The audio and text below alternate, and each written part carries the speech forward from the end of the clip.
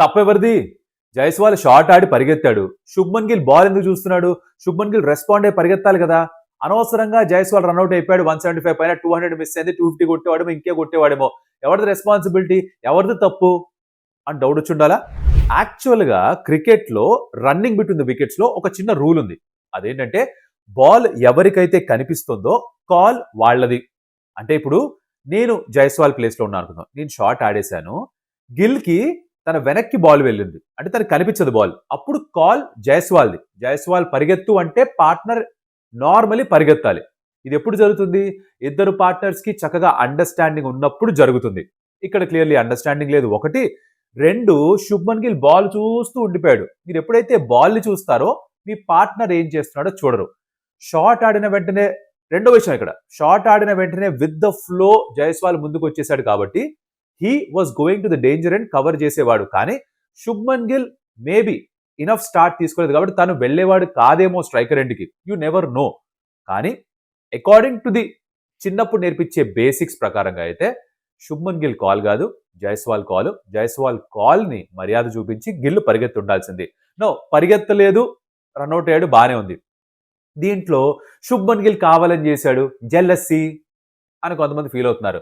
ఈ సోషల్ మీడియాలో ఉన్న ఈ కీబోర్డ్ వారియర్స్ కి ఇంతకు మించి క్రికెట్ ఎలాగో అర్థం కాదని తెలిసినా కూడా మనం మాట్లాడుకుంటున్నాం కాబట్టి చెప్తున్నా, ఇది జెలసీ గెలసీ కాదు, మిస్అండర్స్టాండింగ్ ఎవరికైనా జరుగుతుంది. రెండు, ఎవరు కూడా వాళ్ళ వికెట్ సాక్రిఫైస్ చెయ్యరు. చాలా తక్కువ సందర్భాల్లో జరుగుతుంది. అరే అవతల బ్యాట్స్మెన్ 175 మీద ఆడుతున్నాడు, నేను 25 మీద ఆడుతున్నాను, నేను సాక్రిఫైస్ చేయడం బెటర్. ఇంత జరగదు. అంత ఆలోచించే టైం లేదు అక్కడ. ఇన్స్టింక్టివ్ రియాక్షన్, ఎవరి వికెట్ వాళ్ళు కాపాడుకుంటారు. లైక్ మీరు ఏరోప్లేన్ వెళ్తున్నప్పుడు అనౌన్స్మెంట్ వస్తుంది, ఆక్సిజన్ తక్కువైతే పైనుంచి మాస్కులు కిందకు వస్తాయి, ఫస్ట్ మీ ముక్కును మీరు పెట్టుకోండి, తర్వాత పక్కన వాళ్ళకి పెట్టండి. ఇది అంతే. రన్అట్ సిచ్యువేషన్ లో ఎవరిని వాళ్ళు కాపాడుకుంటారు. ఇప్పుడు బాహుబలి సినిమాలో శివగామి లాగా అలా పైన పెట్టి తన ప్రాణాలు తను అలా ఎవరు చేయరు. తప్పు చేశావు శివగామి. ఎవరికి వాళ్ళని కాపాడుకుంటారు. ఇక్కడ కూడా గిల్ అదే చేశాడు. దీనిలో తప్పేమీ లేదు. వాళ్ళు బానే ఉన్నారు. బికాస్ గిల్ 100 కొట్టంగానే జైస్వాల్ కూడా సెలబ్రేట్ చేసి చప్పట్లు కొట్టాడు. సో ఈ జెల్లసీ అన్న కాన్సెప్ట్ తీసి పక్కన పెట్టండి.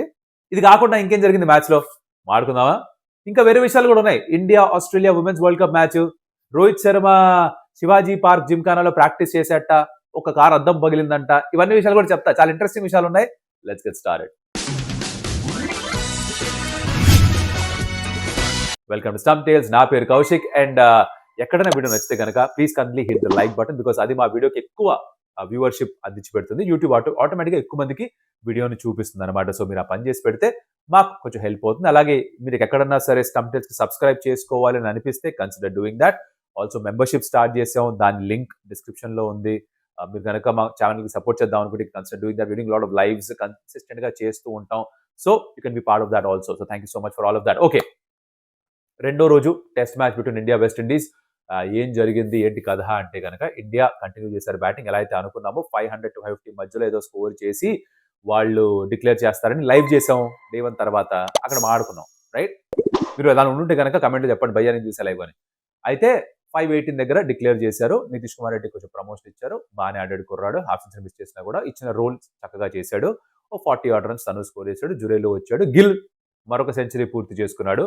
అగైన్ సెన్సేషనల్ గా ఫామ్ లో ఉన్నాడు శుభ్మన్ గిల్. ఏ మాట కా మాట. ఇప్పుడు జైస్వాల్ తో అయింది పక్కన పెట్టేస్తే గిల్ ఎంత బాగా ఆడాడో చూసారు అందరూ కూడా.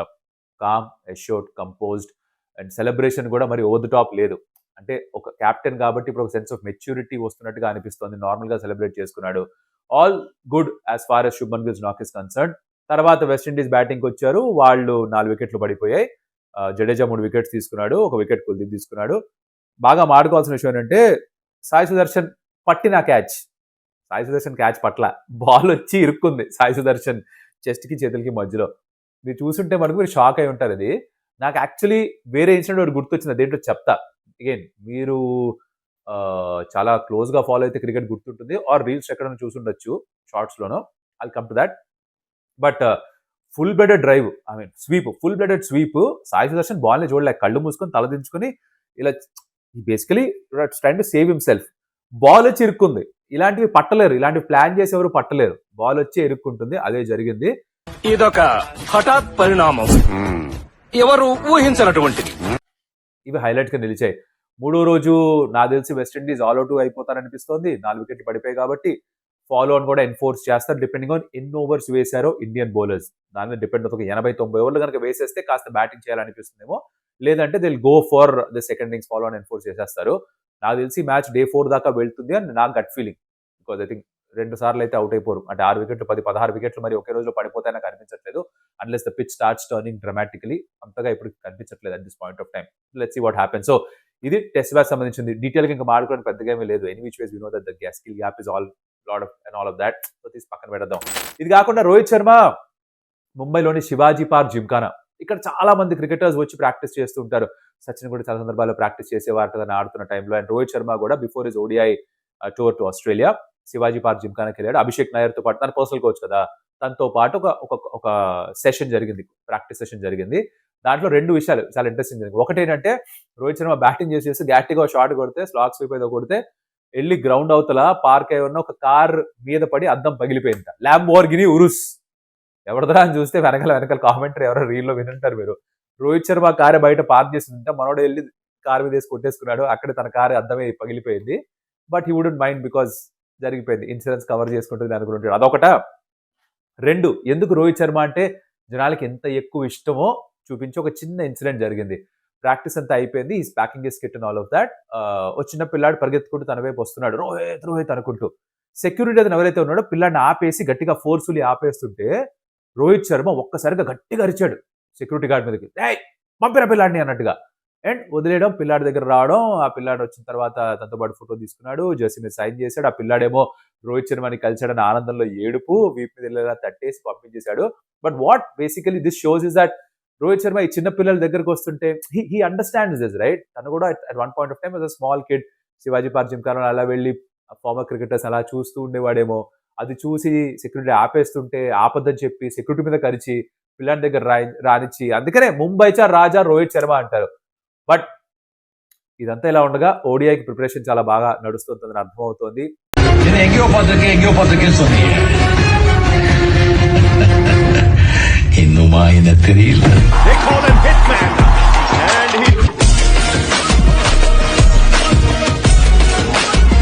లీన్ గా ఉన్నాడు, ఫిట్ గా ఉన్నాడు. ఆ సిఎట్ అవార్డ్స్ లో కూడా చూసుంటారు, మంచిగా ట్రిమ్ గా తయారై వచ్చాడు. Is lost about 10 kilos and looks very good shape. Hopefully బాగా పర్ఫార్మ్ చేయాలి ఆస్ట్రేలియాలో కూడా. అండ్ తర్వాత సంగతి తర్వాత చూసుకుందాం మనం. ఇది ఇలా ఉండగా next of course the big thing is విశాఖపట్నంలో India taking on Australia women's world cup లో.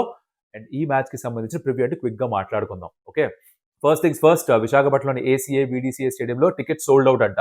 So lot of people keep thinking that Rohit లేడు, విరాట్ లేడు కాబట్టి ఎక్కువ ఎవరు క్రికెట్ చూడడానికి రావట్లేదు అనుకున్న సిచ్యువేషన్ లో ఉమెన్స్ మ్యాచ్ ఇండియా ఆస్ట్రేలియా విశాఖపట్నంలో సోల్డ్ అవుట్.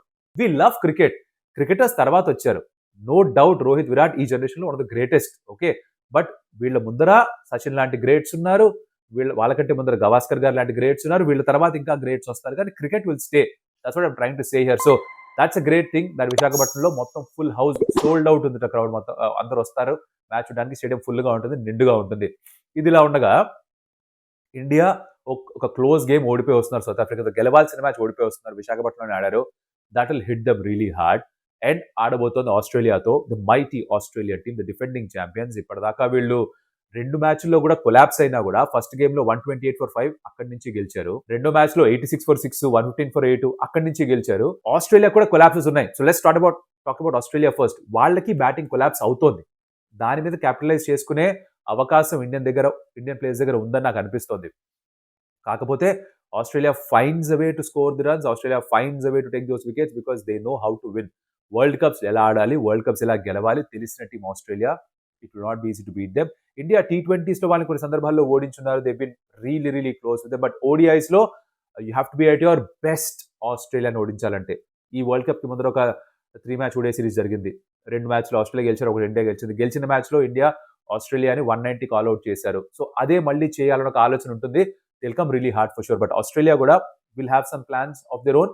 అండ్ వాళ్ళు ఏమైనా మార్పు చేసుకుంటారా క్రితం మ్యాచ్ తో అంటే సోఫీ మొలినోని ఆడించవచ్చు సిడ్ వేర్హమ్ స్థానంలో.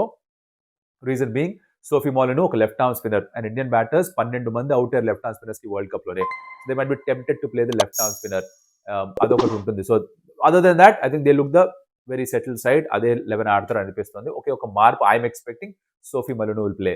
ఇండియా విషయానికి వస్తే వీళ్ళు మార్పులు చేసుకోవాలంటే ఒకటి 5 బౌలర్స్తోనే ఆడడం బెడిసికొట్టింది. 6th బౌలర్గా హర్మన్‌ప్రీత్ కౌర్ 4 ఓవర్స్ వేయడం అదే మెయిన్ రీజన్ అని చాలా మంది నమ్మారు. బట్ ఆఫ్ కోర్స్ దానికంటే పెద్ద ప్రాబ్లము బౌలింగ్ వద్దాం. బట్ దానికంటే పెద్ద ప్రాబ్లము బ్యాటింగ్. ఆ టాప్ 5 బ్యాటింగ్‌లో 3 బ్యాటర్స్ రన్ స్కోర్ చేయట్లేదు. స్మృతి మాందన, కెప్టెన్ హర్మన్‌ప్రీత్ కౌర్, జమీమా రాడ్రిక్స్ వీళ్ళు ముగ్గురు నుంచి రన్స్ రావట్లేదు. ఇప్పటిదాకా రన్స్ రాలేదు. వీళ్ళు ముగ్గురు రన్ స్కోర్ చేయకపోతే ఇండియా ఆస్ట్రేలియాని ఛాలెంజ్ చేయడం, ఓడించడం చాలా కష్టంగా మారుతుంది. So these 3 need to fire. 3 మ్యాచ్లు అయిపోయాయి. అయిపోయింది. సౌత్ ఆఫ్రికాతో గెలవాల్సిన మ్యాచ్ ఓడిపోయారు. కానీ ఈ మ్యాచ్‌లో గనక పర్ఫెక్ట్ ఆట ఆడకపోతే, బెస్ట్ పెర్ఫార్మెన్స్ ఇవ్వకపోతే కష్టం అయిపోతుంది. సో బ్యాటింగ్ మళ్ళీ కొలాప్స్ అవ్వకూడదు. వీళ్ళ ముగ్గురు నుంచి రన్స్ రావాలి. మిగతా వాళ్ళు చేస్తున్న పని అది చేస్తుంటే సక్రమంగా స్కోర్ పెద్దది చేయగలరేమో. ఇది ఇలా ఉండగా ఇండియాకి బౌలింగ్‌లో కూడా కొన్ని ఇబ్బందులున్నాయి. 5 బౌలర్స్తోనే ఆడుతున్నారు. That could actually be a cause of concern because somebody is bound to have a bad day. అది ఉన్నప్పుడు మళ్ళీ హర్మన్‌ప్రీతే వచ్చి బౌలింగ్ వేయాలేమో. క్రితం మ్యాచ్‌లో కూడా వేసింది. అక్టోబర్ 2024 తర్వాత మళ్ళీ మొన్న మ్యాచ్‌లో బౌలింగ్ ఆల్మోస్ట్ 1 ఇయర్ తర్వాత. తను కాకపోతే ప్రతిక రావల్ ఇస్ అనదర్ ఆప్షన్. వీళ్ళిద్దరు కాకపోతే Harleen Deol is another option. లేదు అంటే స్మృతి మాందన, విరాట్ కోహ్లీ లాగా రాంగ్ ఫుట్‌లో బౌలింగ్ వేయాలి. ఇంకా ఆప్షన్స్ లేవు. ఇంకొక బౌలర్‌ని తీసుకురావాలి అంటే బ్యాటర్‌ని రీప్లేస్ చేయాలి. అది చేయలేరు. ఎందుకంటే batting already it's in shambles. కొలాప్స్‌లు అవుతున్నాయి. కీ బ్యాటిల్స్ ఏంటా అని చూస్తే గనక ఆస్ట్రేలియా ఎప్పుడూ కూడా అగైన్స్ట్ స్మృతి మాందన వాళ్ళు యాష్ గార్డనర్‌ని తీసుకొస్తారు. Off spinner Ash Gardner Smriti మాందనని కొన్నిసార్లు అవుట్ చేసింది. So that will interesting battle to see. Actually Smriti Mandhana స్లోగా వేస్తున్నప్పుడు బాల్ ఎక్కువ మూవ్ అవుతున్నప్పుడు కొంచెం ఇబ్బంది పడుతూ ఉండింది. ఆస్ట్రేలియాతో ప్రాబ్లం ఉండదు బికాజ్ వీళ్ళు కొంచెం ఎక్కువ పేస్ ఆఫర్ చేస్తారు which Smriti typically likes. So స్మృతికి పేస్ ఆఫర్ చేయొద్దు అంటే పవర్ ప్లేలోనే యాష్ గార్డనర్‌ని తీసుకురావాలి. అది వాళ్ళు చేయొచ్చు. T20s లో it's paid off. She's dismissed Smriti Mandhana quite a few times. ODIsలో not so much. And Indian bowler Australian batter అంటే Alyssa Healy the captain of Australia. తను అగైన్స్ క్రాంతి గౌడ్ 3 సార్లు అవుట్ అయిపోయి ఉంది. So Kranti Goud I think మరోసారి she'll be like raring to go against Alyssa Healy. మంచి wicket అవుతుంది అది తీసుకోగలిగితే గనక. So that's again interesting thing to see. విశాఖపట్నంలో typically the pitch is suppose to be helpful to the batters. But క్రితం మ్యాచ్‌లో వర్షం కారణంగా 2 రోజుల పాటు పిచ్ అండర్ కవర్స్ ఉండడంతో స్పిన్నర్స్‌కి ఎక్కువ హెల్ప్ దొరికింది. పిచ్ కొంచెం స్లో అయిపోయింది. అది అనుకున్నంతగా బ్యాటింగ్ హెల్ప్‌ఫుల్‌గా లేకపోయింది. బట్ అయినా కూడా రిచా ఘోష్ అద్భుతంగా ఆడింది. 94 స్కోర్ చేసింది కాబట్టి 251 స్కోర్ చేశారు. Hopefully this is a better pitch. వర్షం ఫోర్‌కాస్ట్‌లో లేదట. You get a good game is what I think. So very interesting battle. I think should definitely catch that. నేను ఇండియా ఆస్ట్రేలియా ఉమెన్స్ మ్యాచ్ చేస్తున్నాను. Test match I'm not covering that. And కలుద్దాం match అప్పుడు. Match అయిపోయిన తర్వాత మళ్ళీ దాని review గురించి కూడా మాట్లాడుకుందాం. ప్రస్తుతానికైతే మరి ఇంతే సంగతులు. ఎక్కడైనా వీడియో నచ్చుంటే గనక like the video like I said earlier. Subscribe to stump tales and memberships start చేసి want support the channel please consider doing that. మరొకటి మళ్ళీ కలుస్తా. అప్పటిదాకా సెలవు. అడియోస్ అమిగోస్.